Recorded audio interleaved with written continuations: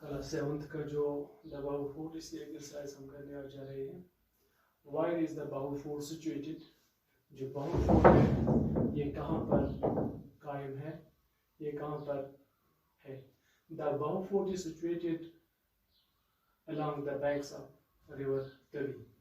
जम्मू में एक खास रिवर है, एक दरिया है, उस दरिया का नाम है तवी।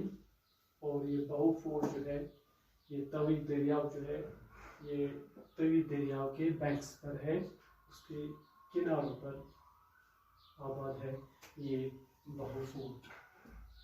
ये बाहु फोर्ट जो है ये दरिया जो जम्मू में मशहूर दरिया है, दरिया तवी, उसके दोनों किनारों पर ये आबाद है ये बाहु फोर्ट। उसके किनारों along the banks of river। Who built it and when? उसको किसने बनाया और कब बनाया है। The Bahu Fort is built by Raja Bahulochan about 3000 years ago।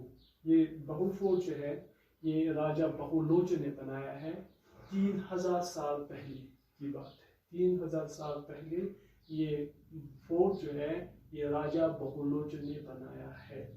Describe the interior and the exterior of it। इस बाहु फोर्ट के कुछ अंदरूनी और बैरूनी हिस्सों की कुछ तफसील बताइए। The interior have beautiful arches and floral designs। वहाँ कुछ आर्च बनाए गए हैं, कुछ and floral designs, कुछ डिजाइन बनाए गए हैं। The exterior has a majestic garden।